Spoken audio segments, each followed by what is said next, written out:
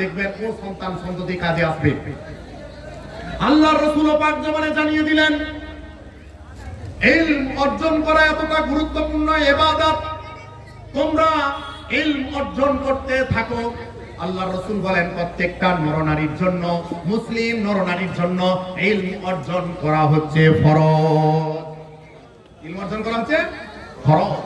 আল্লাহর রাসূল পাক জমানে জানিয়ে দিলেন উতলুবুল ইলমা মিনাল মাহদি ইলাল লাহাদ, জ্ঞান অর্জন করা এতটা গুরুত্বপূর্ণ একটা ইবাদত, এতটা আবশ্যিক একটা কাজ, মানুষ দোলনা হতে কবর পর্যন্ত যেন জ্ঞান অর্জন করতে থাকে। দোলনা হতে কবর পর্যন্ত যেন জ্ঞান অর্জন করতে থাকে। তাই সমীক্ষা দেখা গেল যে মাদ্রাসায় পড়ে মাত্র 2% আমাদের মুসলিম ভাইয়েরা বা বোনেরা, আর আধুনিক শিক্ষায় 98% আমাদের পরিবারের ছেলে মেয়েরা তারা পড়াশোনা করে। তাই তো মক্তবের ব্যবস্থাও, আপনারা সেখানেও পড়ান, মক্তবেও ঢোকান, তাহলে দেখবেন সন্তান ও ডাক্তার হবে কিন্তু ভালো ডাক্তার হবে, চোর হবে না। ও ইঞ্জিনিয়ার হবে কিন্তু ভালো ইঞ্জিনিয়ার হবে, চোর হবে না। ও পলিটিক্যাল একজন ভালো লিডারশিপ করবে, কিন্তু আজকের মতো যারা পলিটিক্যাল যারা লিডারশিপ করছে, তাই এমএলএ এমপি প্রধান যাই হোক না কেন, তারা হচ্ছে সবচেয়ে সমাজের ভিতরে মূর্খ। এরা শিক্ষার নামে এরা মানুষকে গোলামিতে পরিণত করার জন্য চক্রান্ত করছে। এরা হচ্ছে সবচেয়ে সমাজের ভিতরে সবচেয়ে বড় মাফিয়া। আজকে দেখেন না সংখ্যাগরিষ্ঠ যে আমাদের পুরো ভারতবর্ষের মুসলমানদেরকে কি করছে।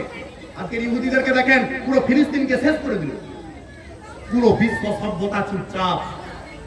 আমার ভাইরা, তার ভিতরে যদি দ্বীনের জ্ঞান থাকে তাহলে সে একজন আদর্শ মানুষে পরিণত হতে পারবে।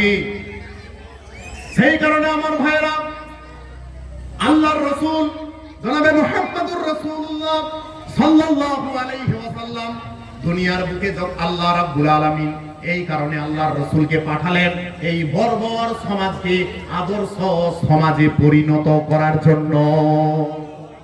বর্বর সমাজকে আদর্শ সমাজে পরিণত করার জন্য।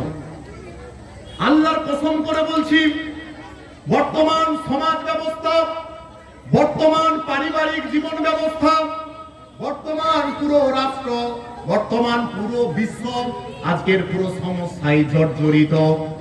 আল্লাহর কসম করে বলছি, মানুষ যদি আল্লাহর হুকুম জনাবে মুহাম্মদুর রাসূলুল্লাহ সাল্লাল্লাহু আলাইহি ওয়াসাল্লামের সুন্নাত অনুযায়ী জীবন অতিবাহিত করবে, সমস্ত জায়গায় আল্লাহ শান্তি বিরাজ করাবে, সমস্ত জায়গায় শান্তি বিরাজ করাবে।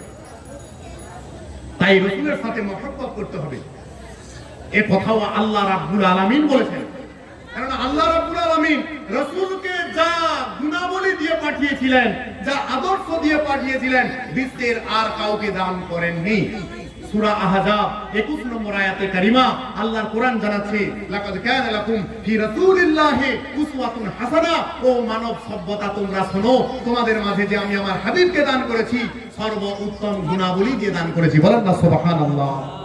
সুতরাং রাসূলের পদাঙ্ক অনুসরণ করেন, তার ভিতরে শান্তি এবং আমাদের জন্য কল্যাণ রয়েছে, এছাড়া অন্য কোথাও কল্যাণ নেই।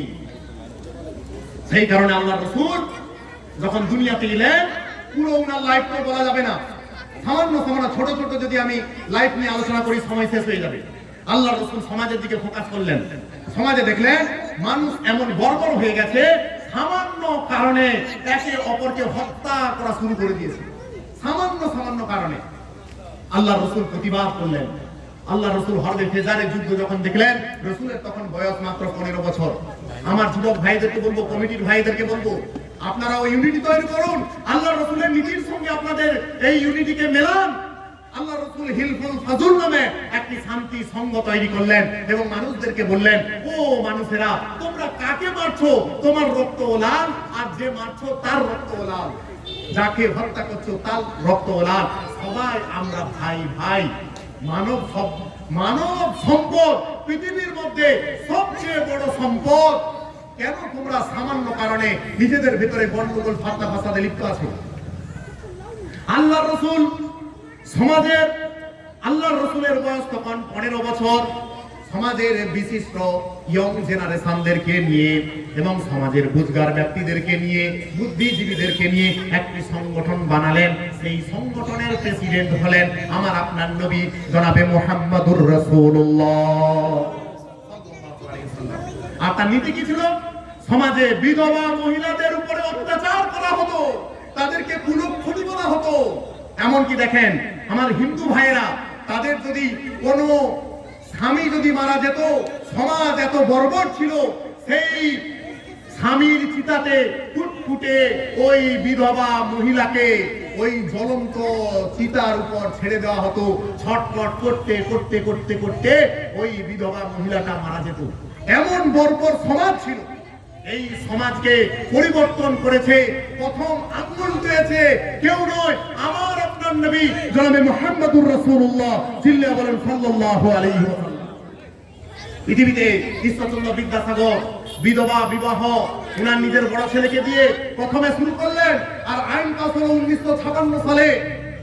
কিন্তু এটা মানুষ সব জানে, আল্লাহ রাসূলদের 1000 বছর পূর্বে নিজে নারীদের মর্যাদা দেওয়ার জন্য নিজে 25 বছর তখন আল্লাহ রাসূলের বয়স, আল্লাহ রাসূল আরব জামানা শুধু নয় গোটা বিশ্বের মধ্যে দেখতে সুন্দর ছিলেন, নারীদের কেবলমাত্র অধিকার দেওয়ার জন্য আম্মা জান খাদিজাতুল কুবরা রাদিয়াল্লাহু তাআলা আনহাকে বিবাহ করলেন। আম্মা জানের বয়স তখন ছিল 40 বছর। কত বছর? 40 বছর। আমার যুবক ভাই যিনি আছেন, তাকে যদি বলা হয় অবিবাহিত যুবক ভাইকে যে 40 বছর লাগবে না, শুধু একজন বিধবা মহিলা তার বয়স 19 বছর, তাকে বিবাহ করেন দেখি, সে বলবে আমি করব না। আর আল্লাহর রাসূল, আল্লাহর পরে যার মর্যাদা, আজকের বাতিলেরা জালিমরা তারা আল্লাহর রাসূলের নামে আঙ্গুল তুলে, কিছুদিন আগে নুপুর শর্মা আঙ্গুল তুলেছিল না? সব বিজেপি ঘেঁষা, সে যাই হোক না কেন, এরা সমাজের মধ্যে সবচেয়ে বর্বর, এরা মানব জাতির মধ্যে সবচেয়ে কলঙ্কিত, ঠিক কিনা বলেন? আল্লাহর রাসূলের নামে আঙ্গুল, যে রাসূলের ব্যাপারে আল্লাহ স্বয়ং প্রশংসা করেছেন, যে রাসূলের ব্যাপারে সমস্ত মনীষীরা পর্যন্ত প্রশংসা করেছেন, যে রাসূলের ব্যাপারে একজন খ্রিস্টান লেখক মাইকেল এইচ হার্ট 100 মনীষীর জীবনী একটা বড় কিতাব লিখেছেন। সেই কিতাবটা আমার বাড়িতেও আছে, যদি চান কেউ আমি দিতে পারি। ওইখানে যীশু খ্রিস্ট থেকে শুরু করে স্বামী বিবেকানন্দ থেকে শুরু করে বৌদ্ধ থেকে শুরু করে সমস্ত ধর্মের মনীষীদের নাম নথিভুক্ত করেছেন। কিন্তু ওই মাইকেল এইচ হার্টকে ধন্যবাদ জানাই, উনি সমস্ত ধর্মের মনীষীদেরকে নিয়ে যখন রিসার্চ করলেন, সবচেয়ে যাকে প্রথমে এবং সবার মধ্যে শ্রেষ্ঠ হিসাবে মনোনীত করেছেন তিনি আর কেউ নয়, আমার আপনার নবী সাইয়্যিদুল মুরসালিন রাহমাতুল লিল আলামিন জনাবে মুহাম্মদুর রাসূলুল্লাহ সাল্লাল্লাহু আলাইহি ওয়াসাল্লাম। একটু জোরে করে তাকবীর দেন তো, নারে তাকবীর, নারে তাকবীর। আল কোরআনের আলো, এত আস্তে আওয়াজ, আজ সুন্নাহর আলো, নারে তাকবীর। মুহাম্মাদের নাম জপেছিলি বুলবুলি তুই আগে, তাই কি রে তোর কণ্ঠের গান এমন মধুর লাগে, ওরে এমন মধুর লাগে। বলেন না সুবহানাল্লাহ। কাজী নজরুল ইসলামের লেখা, থাকতে পারলেন না, উনি লিখলেন, ও বুলবুলি তোর কণ্ঠের আওয়াজ আমার তো মনে হয় এই কারণে সুন্দর, কিসের জন্য? মনে হয় তুই কোনো একটা সময় আমার নবী নাম তোর মুখে নিয়েছিস। বলেন না সুবহানাল্লাহ।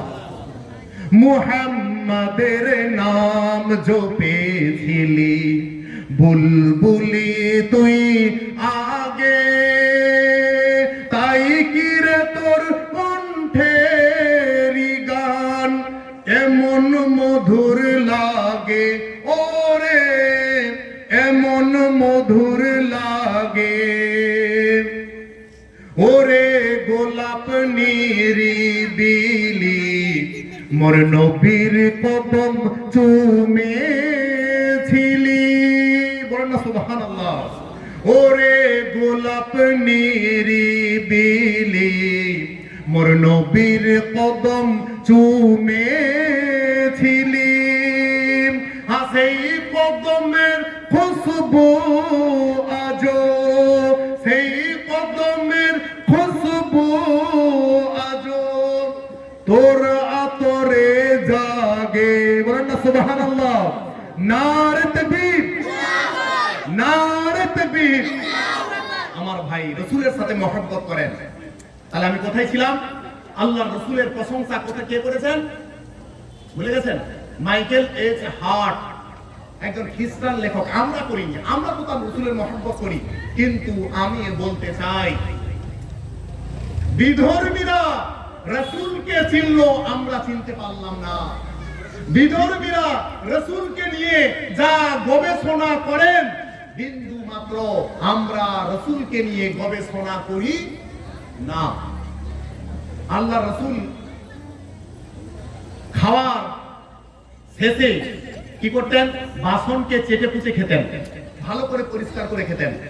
আপনার সামনে আপনি যদি এইরকম খান, যিনি এই সুন্নত জানেন না, সে বলবে এ মনে হয় কোনোদিন খেতে পাইনি। আল্লাহ রাসূল বলেন, বাসন যে চেটে পুচে খেলো, ওই বাসন কথা বলে আপনি তার ভাষা বুঝতে পারেন না, ও আল্লাহর কাছে বলতে থাকে, ও আল্লাহ, এ আমার হক আদায় করেছে, তুমি একে ক্ষমা করো। বলেন না সুবহানাল্লাহ। আর এই সুন্নতটা নিয়ে ডাক্তাররা বড় বড় রিসার্চ কাউন্টারে তারা রিসার্চ করলেন। জামানার শ্রেষ্ঠ সাইয়্যিদুল মুরসালিন রাহমাতুল লিল আলামিন জনাবে মুহাম্মদুর রাসূলুল্লাহ সাল্লাল্লাহু আলাইহি ওয়াসাল্লাম কেন বাসন চেটে খেতেন এবং একে সুন্নত বলেছেন, দেখি রিসার্চ করি। রিসার্চ করে দেখতে পেলেন, আরে ভালো তো কথা, বাসনকে যদি কেউ ভালো করে চেটে পুচে খায় আর আঙুল যদি চেটে খায়, তাহলে তার মুখের ভেতরে অনেক লালা গ্রন্থি আছে, যার দাম, এক ফোঁটা লালার দাম কোটি কোটি টাকা আপনি পাবেন না, দুনিয়ার কেউ দিতে পারবে না। আল্লাহ আপনার মুখের ভেতরে যে লালা নিঃসরণ গ্রন্থি রেখেছেন, বাস্তব কথা বলছি, এর দাম এত বেশি, হজমে সাহায্য করে।